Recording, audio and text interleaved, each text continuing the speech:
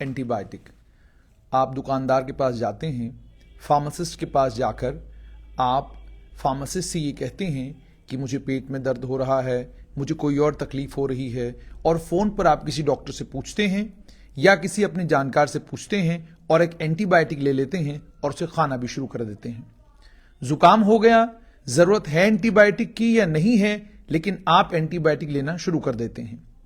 कोई भी दिक्कत हो, कोई भी परेशानी हो, सभी लोगों के जहनों में एक बात ऐसा लगता है बैठ गई है कि एंटीबायोटिक का इस्तेमाल करना कोई खतरे वाली बात नहीं। एंटीबायोटिक एक ऐसी टेबलेट है कि अगर आप खाएं तो उससे कोई नुकसान नहीं होता। ये सभी लोगों के जहन में ऐसी बात है। लेकिन लैंसेट में एक स्टडी पब्लिश हुई है जिसमें इस बात को लेकर कहा गया है कि एंटीबायोटिक का इस्तेमाल बिना डॉक्टर से पूछे और लगातार करना आपके लिए खतरनाक साबित हो सकता है। डॉक्टर ने आपको एंटीबायोटिक दिया नहीं, लेकिन आप एंटीबायोटिक खा रहे हैं, उसका नतीजा खतरनाक निकल सकता है और आपको जानकर हैरानी होगी कि नतीजा इतना खतरनाक हो सकता है कि आपकी जान तक जा सकती है। यह भी संभव है। 2022 में एक स्टडी आई जिसमें एंटी माइक्रोबियल रेजिस्टेंस के ऊपर स्टडी आई, यानी आप दवाई खा रहे हैं लेकिन दवाई का आपके ऊपर कोई असर नहीं हो रहा है। और आपको जानकर हैरानी होगी कि इस एंटी माइक्रोबियल रेजिस्टेंस के कारण पूरी दुनिया में लगभग 12 लाख लोगों की मौत 2019 में हुई।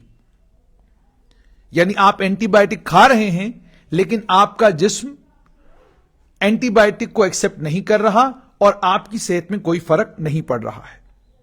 और यह भी कहा जा रहा है कि लगभग 10 मिलियन लोग, यानी अभी अगर 1 मिलियन की बात है और मैंने कहा 12 लाख लोगों की बात मैंने कही, तो आने वाले वक्त में 2050 तक लगभग हर साल 1 करोड़ लोगों की मौत सिर्फ इसलिए होगी क्योंकि उनकी बॉडी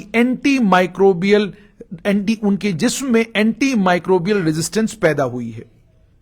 अब यह परेशान करने वाली बात है। अभी पिछले दिनों वर्ल्ड एंटी माइक्रोबियल अवेयरनेस हफ्ता था। इसमें डॉक्टर डोनाल्ड ग्रांट, जो ऑनलाइन फार्मेसी इंडिपेंडेंट फार्मेसी के हेड हैं, उन्होंने कहा कि एंटी माइक्रोबियल रेजिस्टेंस बड़ी खतरनाक चीज है। एंटी माइक्रोबियल रेजिस्टेंस आखिरकार है क्या? एंटी माइक्रोबियल रेजिस्टेंस का मतलब यह है कि जब बैक्टीरिया और फंजाई वो उनके अंदर ये एबिलिटी, उनके अंदर ये क्षमता पैदा हो कि जो भी एंटी माइक्रोबियल ट्रीटमेंट आपको दिया जाए या जो भी एंटीबायोटिक, आप आम लफ्जों में समझें, जो भी एंटीबायोटिक आपको दिया जा रहा है, उस एंटीबायोटिक का उन पर कोई असर नहीं हो पा रहा, वो एंटीबायोटिक उनके ऊपर असर नहीं कर पा रहा, आपकी तबीयत ठीक होने की बजाय और खराब हो रही है। इसकी वजह से एंटी माइक्रोबियल मेडिकेशन, जिसको एंटीबायोटिक कहा जाता है, वो इनइफेक्टिव हो जाता है, वो इंफेक्शन को ट्रीट नहीं कर पाता और उससे का नतीजा ये निकलता है कि आपकी तबीयत और खराब हो जाती है, आपकी बीमारी और बढ़ जाती है। अब एंटीबायोटिक क्या है? ये बेसिकली एक एंटी माइक्रोबियल सब्सटेंस, एक एंटी माइक्रोबियल सब्सटेंस है जिसे इसलिए डेवलप किया जाता है कि वो मार सके या बैक्टीरिया की ग्रोथ को रोक सके और अगर जिसमें कोई इंफेक्शन है उसके साथ लड़ाई लड़ सके। ठीक है? और इसीलिए बैक्टीरियल जितने भी इंफेक्शंस होते हैं, उन तमाम इंफेक्शनों के लिए ट्रीटमेंट के तौर पर एंटीबायोटिक को इस्तेमाल किया जाता है। लेकिन एंटी माइक्रोबियल रेजिस्टेंस रेट के बढ़ने के कारण नतीजा यह निकल रहा है कि एंटीबायोटिक आहिस्ता आहिस्ता इनइफेक्टिव होना शुरू हो गए हैं और इसीलिए पूरी दुनिया में इसके ऊपर चिंता है कि अगर एंटीबायोटिक जिस्म के ऊपर असर करना बंद करेंगे तो नतीजा क्या निकलेगा उसका। अब इसको लेकर फार्मासिस्ट और दुनिया के डॉक्टर्स क्या कह रहे हैं?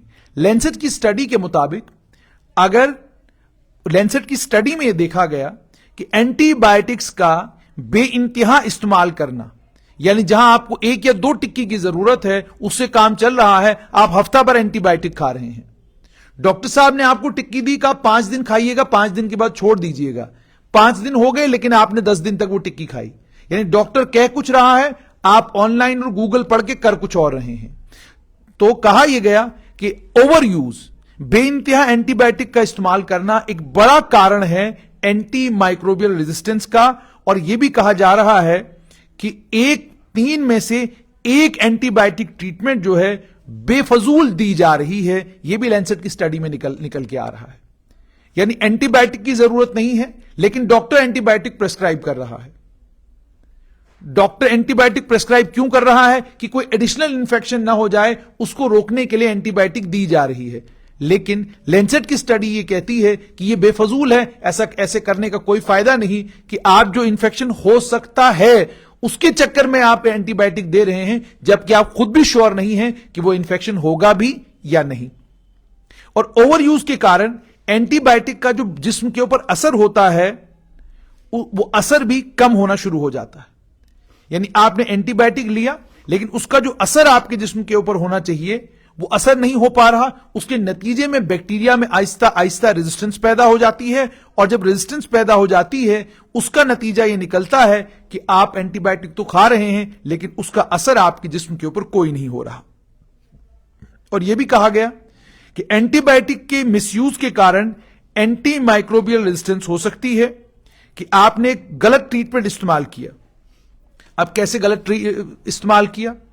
आपको लग गया जुकाम, लेकिन जुकाम में भी आप लोग देखेंगे बहुत सारे लोग एंटीबायोटिक का इस्तेमाल करते हैं। पीछे कोविड के टाइम में डॉक्टर्स गुजारिश तक करने लगे लोगों से कि भाई मेहरबानी करके एंटीबायोटिक मत खाइए, लेकिन लोगों ने कोविड के इन्फेक्शन में भी एंटीबायोटिक खाया। क्यों? डॉक्टर्स ने उसके लिए कहा कि आप जो एंटीबायोटिक खा रहे हैं, ये एंटीबायोटिक इसलिए आपको दिया जा रहा है क्योंकि आपको कोविड हुआ है। इस इंफेक्शन के कारण कोई और इंफेक्शन बॉडी में ना हो, उस इंफेक्शन को रोकने के लिए आपको एंटीबायोटिक दिया जा रहा है।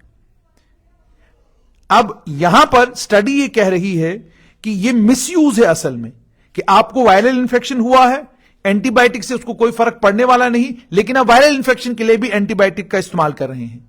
तो वो कह क्या रहे हैं कि जब आप वायरल इंफेक्शन के लिए एंटीबायोटिक का इस्तेमाल करेंगे, इसके कारण एंटीबायोटिक रेजिस्टेंट प्रॉपर्टीज जो हार्मलेस बैक्टीरिया हैं उनके अंदर पैदा हो जाएंगी, और वो क्या करेंगे? बाकियों के साथ शेयर करेंगे जो ज्यादा हार्मफुल बैक्टीरिया हैं। तो उससे नतीजा क्या निकलेगा? जो आप एंटीबायोटिक ड्रग बाद में इस्तेमाल करेंगे उससे नुकसान होगा, फायदा नहीं होगा।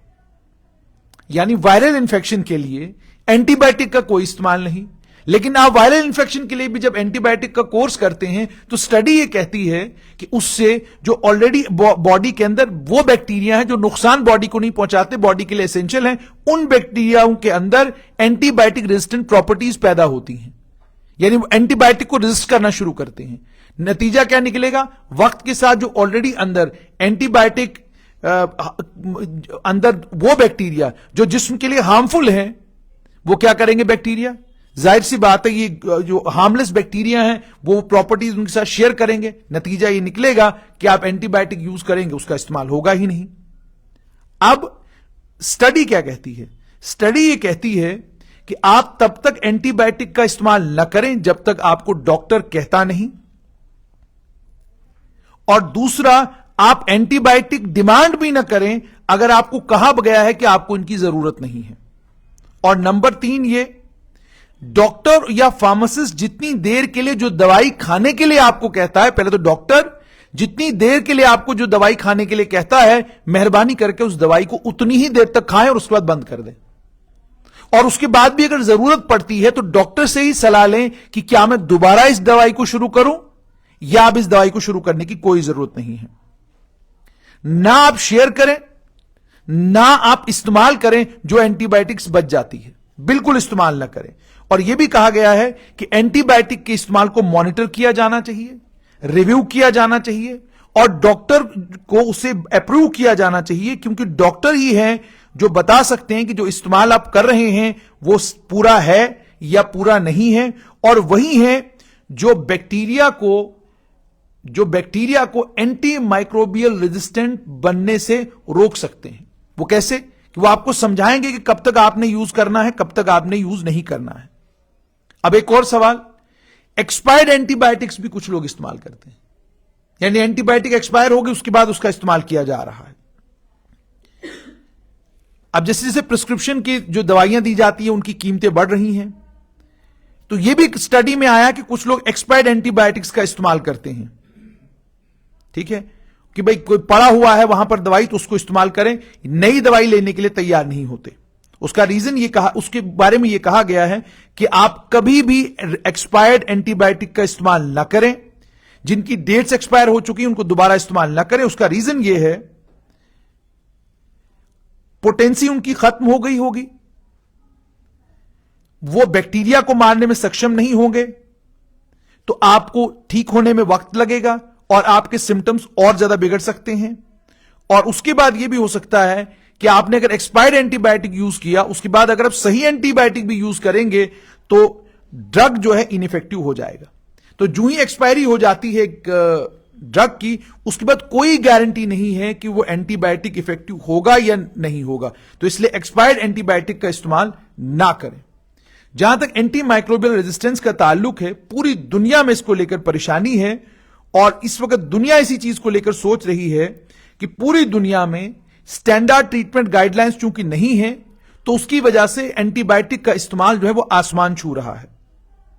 अब कोशिश ये की जा रही है कि किस तरीके से एंटी माइक्रोबियल रेजिस्टेंस को कम किया जा सकता है। इंपीरियल कॉलेज लंदन के कुछ रिसर्चर्स ने एक तरीका ढूंढा है जिसमें एंटीबायोटिक रेजिस्टेंट बैक्टीरिया अगर हो भी जाए तो उसको कमजोर कैसे किया जा सकता है। वो एक प्रोटीन को इनहिबिट करेंगे और उससे उसको कमजोर कर सकते हैं। यानी दुनिया इस पर सोचना शुरू हो गई है कि अगर एंटी माइक्रोबियल रेजिस्टेंस किसी पेशेंट के अंदर है तो उसे कम कैसे किया जा सकता है। लेकिन खतरा तो इस बात से है, जैसे मैंने आपको कहा कि अगर 12 लाख लोगों की मौत 2019 में पूरी दुनिया में सिर्फ इसलिए हुई क्योंकि उनके अंदर जो बैक्टीरिया था वो एंटी माइक्रोबियल रेजिस्टेंट हो गया और 12 लाख लोगों की मौत हुई, तो इसका मतलब ये गंभीर है, चिंताजनक है। इसीलिए स्टडी तो आ गई है, इस पर और ज्यादा हम डिटेल के साथ डॉक्टर्स से बातचीत करेंगे, वो भी आप तक पहुंचाएंगे। मगर आप लोगों से गुजारिश ये कि आप मेहरबानी करके एंटीबायोटिक का इस्तेमाल उतना ही करें जितना आपके शरीर के लिए, आपके बॉडी के लिए और आपके डॉक्टर ने जो कहा है, जितना आपको डॉक्टर कहते हैं उतना इस्तेमाल करें। खुद से जाकर एंटीबायोटिक लेने की जो आपकी आदत है उसको खत्म करें। डॉक्टर से पूछें, डॉक्टर से पूछकर ही एंटीबायोटिक लें।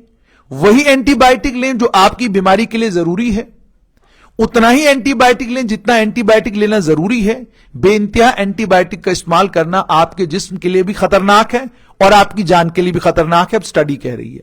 उम्मीद और तवक्का ये आप दवाइयों का इस्तेमाल सोच समझकर और डॉक्टर की एडवाइस पर ही करेंगे। बिना डॉक्टर से सलाह लिए और बिना डॉक्टर से बात किए दवाइयों का इस्तेमाल ना करें, वह आपकी जान के लिए खतरनाक हो सकता है।